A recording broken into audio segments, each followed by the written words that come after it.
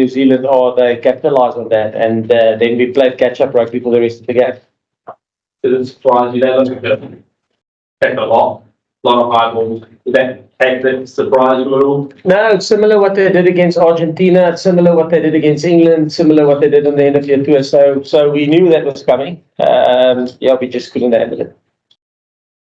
What lessons have been learned today for World Cup? What lessons? Well, you can't start like that. You can't start with that many penalties and errors, and that's probably due to, I think some of them were unforced from our side, but some of them were from the pressure that they exerted on us.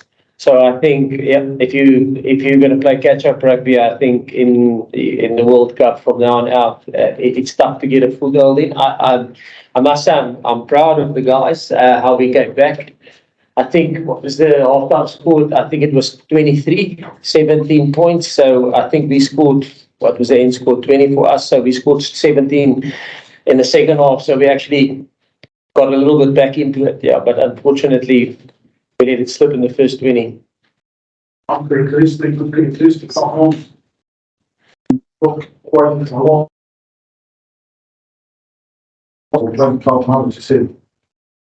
Sorry, knockouts. Yes. Yeah, I think there was, and I think if you talk to any rugby player, they don't go out there to knock the ball on. Maybe a little bit of over eagerness, maybe some of them haven't played for a while, so that's why we tried to get the balance right. I thought the guys that played actually last week came on in the second half, and they were you can see they a little bit more battle-hardened. They've been exposed to rugby, not looking for any excuses. We weren't good enough in the first 20, but like I said, we battled our way back into it at the back end of it. Jack, did you see much different from the All Blacks this year compared to last year?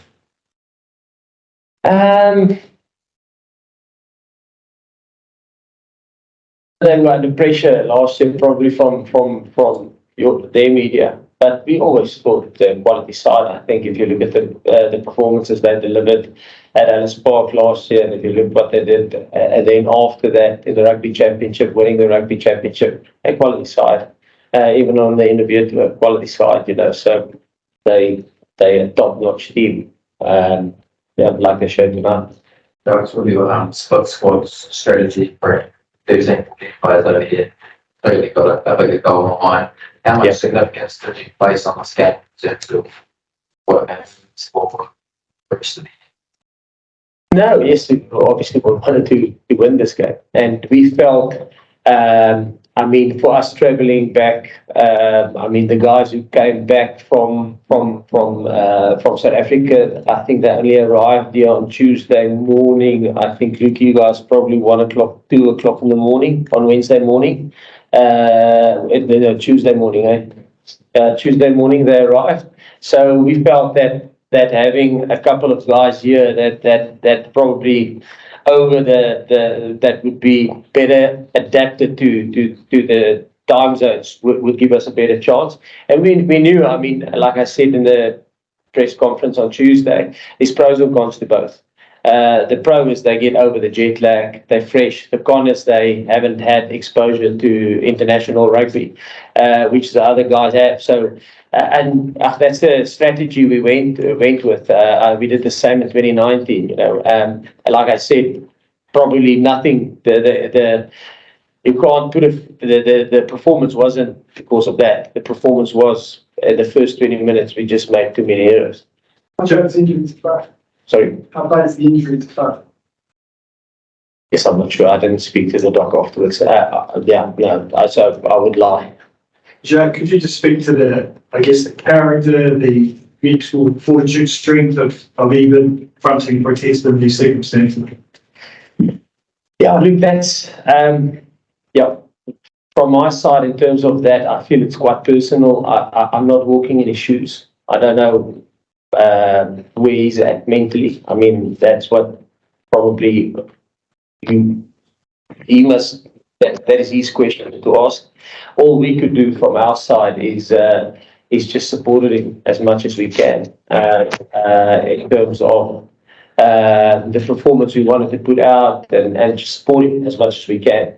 But yeah, he's a brilliant guy, and it just shows how much the Springboks mean to him, but I don't want to go too much into the family and how much and how big it is for them.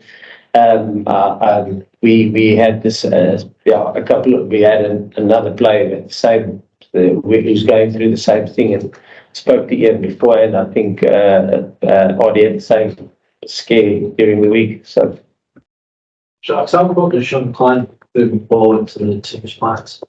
John Klein? Given them to live behind. No, listen, he's been awesome he was very good for us last weekend. And John Klein, myself and Russie, who've worked with him since our days at Western Province in Stormers, so we know him quite well. When we left to Munster, we took him to Munster, and then obviously he became a project player over there, and Joe selected him to go to the World Cup in 2019 for Ireland. And it's funny, we were actually against the change in Regulation 8. But yeah, it worked for us in terms of John, and happy for him to play for us. Dream come true for him. Sure. That's quite a strategy. How much disappointing was the start tonight? Perhaps you expected a better start, from your fresh guys. Yeah, like I said, it's a little bit of both pros and cons. I mean, the guys, probably in 2019, similar thing happened. The guys who wasn't exposed to Australia in 2019 at Ellis Park, we were also chasing the game at the back end of the game, and then we scored in the last minute, I think, and kicked the ball over to draw the game. So the guys who came on, who was actually exposed and battle hardened, and that's why we decided not. I think in 2019 we basically had 15 guys here, and that's why we decided not to go with the full 15 fresh guys staying here. We wanted to mix it up a little bit. So we knew that's the pros and the cons to it. No other questions from you? Okay, guys, let's take one or two from SA. Let me just see who's got your hands up. Kaniso? Kwenzeke lo mali umdlala namhlanje into leniphazamileyo kwesasiqingatha sokuqala njenge All Blacks khawuleze yancacisa phambili umdlalo wanje. No, I think isasiqingatha sokuqala ibingeyona nto sibeke phansi koxinzelelo. Idiscipline yethu ibenye yezizathu nayo esifake phansi koxinzelelo, namathuba abawafumene kwi-turnovers, namathuba abawafumene kwimpazamo zethu, and I think sukela apho esiphansi koxinzelelo samuleqa igame. Kate?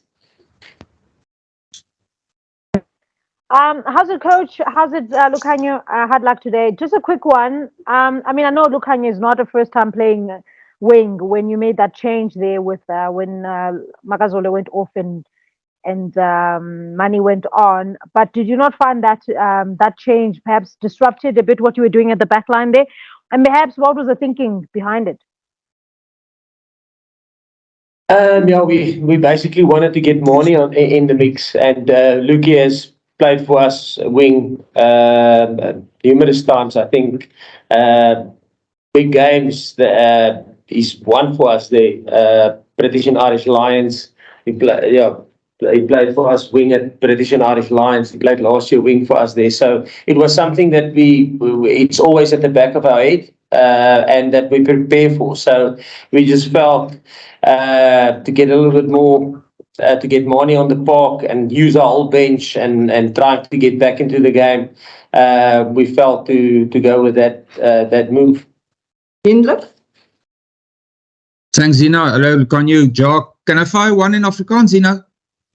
Ja, dis reg, Indra.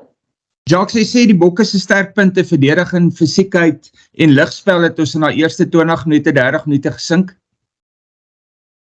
Ja, Hendrik, ek dink nie, defensively was ons nie goed gewees nie.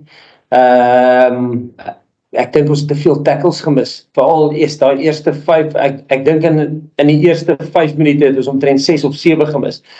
En ja, ons het gesukkel om hulle hoë balle te hanteer, wat eintlik twee van ons sterker punte is. So ja, ons sal moet gaan kyk, ja, ons sal dit definitief moet verbeter. Ons sal dit moet verbeter. Let's take 2 or 3 more questions, then we're done, guys. Ken? Thanks, Dina. How's it, Lukanya? How's it, Jacques? Jacques, after the performance last weekend, would have ticked a lot of boxes for you. The performance today, does this now raise a lot of question marks for you going forward? I think that was the whole idea, Ken. It was we decided to go with the strategy and the one that we did, and everybody got a little bit of a majority of the guys have got opportunity to play, and we've got 2 more games there, 1 more game that's going to count for Rugby Championship, and then obviously 3 warm-up games. So our plan was always to win the Rugby Championship, but to assess. So we've got 4 more games to make sure that we get our house in order before we go to the World Cup. So we got good answers, yeah, both games. Sanele and then Brendan, and then we will wrap it up, guys.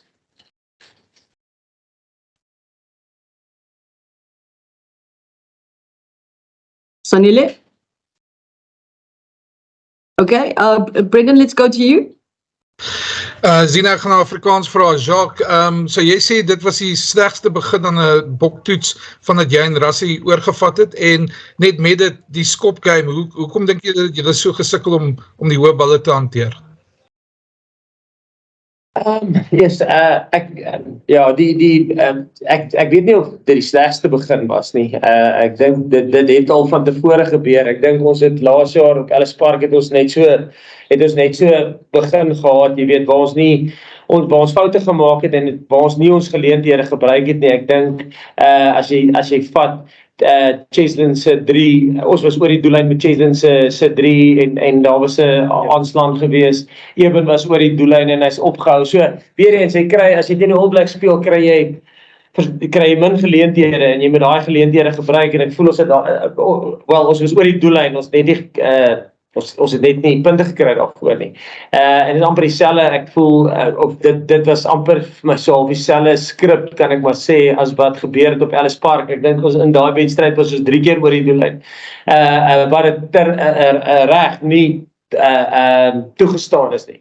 So ons ek weet nie of dit die slegste begin is nie. Ek weet nie, ons het net 'n paar onnodige foute gemaak in die begin. En in terme van die skopspel, ek dink jy daar gaan 1 ou uit om 'n bal te maak nie. Ek bedoel, dit is maar net ongelukkig het dit gebeur, en ons sal net harder moet werk en seker maak laat ons beter doen in die toekoms. And then we'll take the closing question from Craig Ray. Thank you. Well, actually, Jacques sort of answered that. I was just going to ask about Ellis Park. It was a similar start. Is that a worry, though, Jacques? Just the trend of these slow starts, particularly, I think, in these high-intensity games, against the All Blacks or whatever. It seems to be becoming a thing now. Yeah, well, if you say it's becoming a thing, okay, it didn't happen last weekend. It didn't happen against England. It didn't happen against Italy. Maybe France, maybe Ireland. So I don't think it's a trend. I think it's something. Nobody goes out to have a poor start. You don't go out and say, listen, guys, let's save ourselves for the second half.